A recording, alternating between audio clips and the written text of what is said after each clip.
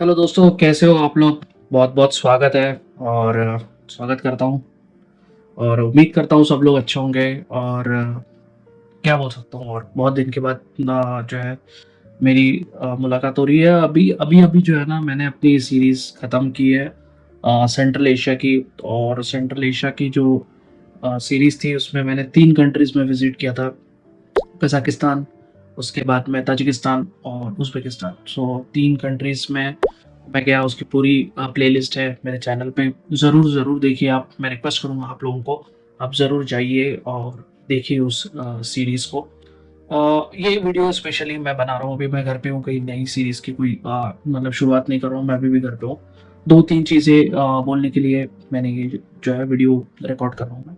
पहली चीज़ तो ये है कि वीज़ा प्रोसेस, लाइक क्या वीज़ा प्रोसेस है 2000, जब मैं 24 के एंड में जब गया था, तब क्या वीज़ा प्रोसेस थी और आज के डेट में क्या है, वो उसका एक कंपैरिजन मैं आपको डालना चाहता हूँ। तो कज़ाकिस्तान से शुरुआत करते हैं। तो कज़ाकिस्तान बिल्कुल फ्री है, इंडिया के लिए आप कभी भी जा सकते हो और कोई दिक्कत नहीं है। वीज़ा फ्री के लिस्ट में है, जो हमारी वीज़ा फीस की जो कंट्रीज़ है 80-86 कुछ कंट्री, उसमें से कज़ाकिस्तान भी एक है। तो डॉक्यूमेंट्स क्या लगते हैं, तो नॉर्मली पासपोर्ट लगता है आपका।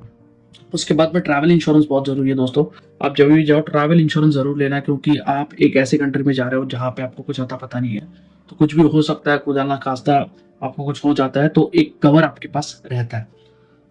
दूसरी चीज़ जो है सबसे इम्पोर्टेंट, मैं बोलना चाहता हूँ कि वो है ये तो हो गया फ्लाइट टिकट्स हैं।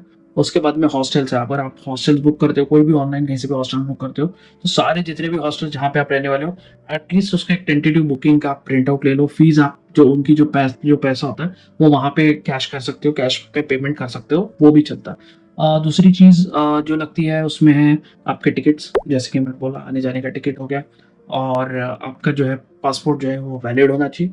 बैंक स्टेटमेंट आप ले सकते हो और कैश जरूर रखना। तो डॉलर्स, एटलीस्ट डॉलर्स रख लो। आपके हिसाब से आप कैलकुलेट करो आपका दिन का खर्चा कितना है। आप कोई भी कंट्री में जाते हो तो 1000 रुपए पर मील के हिसाब से आप पकड़ लो वन टाइम का। तो 2000 रुपये पर डे के हिसाब से आपको लग सकता है। हालांकि बाहर रहते तो हम लोग दो दो टाइम खाना नहीं खा पाते हैं, एक ही टाइम खाते हैं। तो ये एक हो गया। दूसरी चीज, कैश ले लिया आपने, कार्ड्स आपके जो है वो एक्टिवेट कर लो। एक और मेरा वीडियो था जिसमें मैंने अपना एक एक्सपीरियंस शेयर किया था गो टू गेट का। वो पैसा आज तक मुझे नहीं आया गो टू गेट से, तो वो मैं बता दूं, गो टू गेट से कभी भी बुकिंग मत करना। पार्ट नंबर 2 ये हो गया। डेबिट कार्ड जितने भी है आप एक बार बैंक से कंफर्म कर लो वहाँ पे चलेंगे या नहीं चलेंगे, या फिर इंटरनेट पे सर्च कर लो और उसके सब जो है ना एक्टिवेशन कर लो। जैसे विड्रॉल होता है या मर्चेंट, आप वहाँ पे जाते हो स्वाइप करते हो कार्ड, वो सब यहाँ से एक्टिवेट कर लो, वहाँ पे एक्टिवेट होगा नहीं। दूसरी चीज जो है ये हो गया इसका। और एयर अस्थाना की फ्लाइट जाती है, वहाँ पे बहुत चीप फ्लाइट है और बहुत ही सस्ते में आप चले जाओगे, कोई दिक्कत नहीं है। दूसरी चीज है दुशानबे। दुशानबे ताजिकिस्तान, जिसके मैंने बॉर्डर, जिसको मैंने फ्लाइट से गया था। मैं बॉर्डर क्रॉस नहीं किया था, लैंड बॉर्डर क्रॉस नहीं किया था। लेकिन ताजिकिस्तान जो है ना, वो एक ऐसी कंट्री है जहाँ पे घूमने लायक तो है। दुशानबे में आप थोड़ा बहुत घूम सकते हो, लेकिन अगर आप सिर्फ कैपिटल में जा रहे हो ना, तो पूरा वीजा मत निकाला। मैंने फुल वीजा निकाला था 30 डेज के लिए। जो भी ऑनलाइन है उसका मैं लिंक इसमें डाल दूंगा और उसका स्क्रीनशॉट भी डाल दूंगा, उसका जो वेबसाइट है।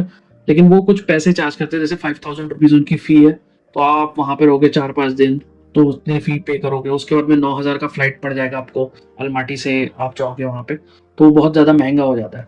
तो उससे बेटर है आप ना क्या कर सकते हो, ट्रांजिट ले सकते हो। आप ट्रांजिट लो कि मुझे उज्बेकिस्तान जाना है, और एक ट्रांजिट वीजा आता है वो ले लो। 4 दिन का कुछ होता है या 4 दिन का हो देते हैं, तो 3 दिन में आप दुशान में घूम सकते हो। अगर आपको तीशान में घूमना ही है, देखना वहाँ पे 3 दिन में, तो उससे ज़्यादा आप रुक नहीं सकते हो वहाँ पे। नेक्स्ट है कि जैसे इसका बोला कि ये सब तो जो मैंने अभी लिस्ट आउट किया डॉक्यूमेंट्स वो कॉमन है।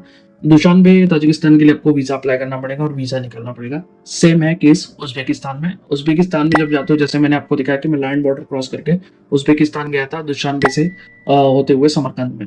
तो उसका भी जो है वो टिकट जो है, आपको सारे टिकट्स कैरी करने हैं जितने भी फ्लाइट टिकट्स होते हैं, क्योंकि आप जब यहाँ से बोर्ड करोगे, यहाँ से जैसे मैं नागपुर से गया तो नागपुर में नहीं देखा था, लेकिन दिल्ली में सारे डॉक्यूमेंट चेक होते हैं। अगर उसमें से कोई डॉक्यूमेंट मिस हो जाता है, जैसे आपने बुकिंग नहीं की, तो आपको बाजू में रोक सकते हैं। तो वहाँ से को अगर हैसल फ्री जर्नी करनी है, तो सारे डॉक्यूमेंट्स अपना फाइल जो है एकदम रेडी रखो। सारे जो चीज़ें हैं, इंश्योरेंस से लेकर हर चीज़ तो आप मतलब फ्री रहोगे, वो सबसे टेंशन फ्री आप जो है ट्रैवल कर सकते हो। उसके बाद में और एक चीज़ है जो कि बहुत इम्पोर्टेंट है। जैसे आप समरकंद या फिर बुखारा या फिर आप ताशकंद जाओगे, तो आपको वहाँ पे ट्रेन से जाना पड़ेगा। तो ट्रेन की टिकट्स आप एडवांस में भी आप ऑनलाइन बुक कर सकते हो, उसकी भी मैं वेबसाइट का लिंक इस वीडियो के अंदर डाल दूंगा, तो वहाँ से कर सकते हो। तो इसका टोटल खर्चा कितना, तो समर वीज़ा कॉस्ट के बारे में बता देता हूँ, ऊपर मैं स्क्रीनशॉट भी लगा दूंगा। 1000 का कुछ उज़्बेकिस्तान का हो जाएगा, 1800 का, और 2-2.5 हज़ार का कुछ जो है ना वो है ताजिकिस्तान का। सो 4 या 4-5 हज़ार में जो है आपका वीज़ा कॉस्ट हो जाएगा दोनों कंट्रीज का। और कजाकिस्तान जो है वो फ्री है, सस्ती है।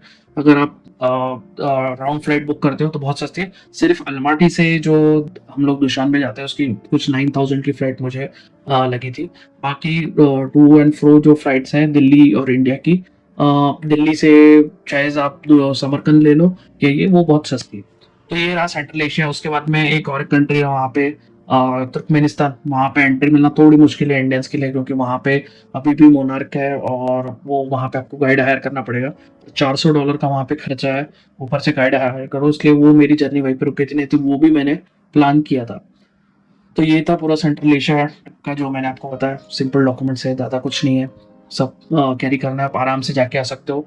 55 to 60,000 में सोलो आप ट्रिप आराम से कर सकते हो। ये हो गया सेंट्रल एशिया। अब नेक्स्ट ट्रिप जो है मैंने अभी तक प्लान नहीं किया है, सोच रहा हूँ कि कहाँ पे करनी चाहिए या नहीं करनी चाहिए।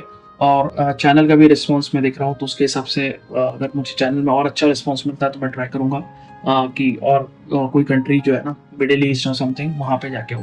तो मोस्टली मैं चाहूँगा कि जापान जो है वो एक बहुत अच्छी कंट्री है, और हर कोई अपनी ज़िंदगी में एक बार जापान तो जाना ही चाहता है। तो मैं टारगेट करूँगा कि जापान के लिए ट्राई करूँ, बट फिक्स नहीं है अभी भी। जब भी मैं जाऊँगा तब मैं एक नई वीडियो शूट करके मैं डालूँगा। तो बने रहो मेरे चैनल पे, सब्सक्राइब करो, लाइक करो, कमेंट करो, और मुझे बताओ अगर कुछ ऐसा है कि जहाँ पे मैं जो है ना कहीं पे वीडियो क्वालिटी आपको अच्छी नहीं लग रही है, एडिटिंग अच्छी नहीं लग रही है, जो भी चीज़ें आप कमेंट्स में मेंशन करो। और मिलते हैं फिर नेक्स्ट सीरीज में। और लास्ट जो चीज़ है मैंने आपको बताई है कि गो टू गेट से कभी भी बुकिंग मत करना। गेटवे बहुत फ्रॉडुलेंट है। वो अभी मेरे को गो टू गेट के इसमें 2-3 कमेंट्स आए, मैंने उनको रिकमेंड किया मत करो। वो सबसे चीप फ्लाइट आपको दिखाएंगे, बट वो चीप नहीं होती, आप फंस जाओगे। आपका पैसा एक बार वहाँ पे चला गया तो वापस नहीं आएगा, और आज के डेट में मेरा भी जो है पैसा वापस नहीं है। तो इसी के साथ इस वीडियो को ख़त्म करते यही था, और मिलते हैं फिर नेक्स्ट वीडियो में। तब तक के लिए टेक केयर।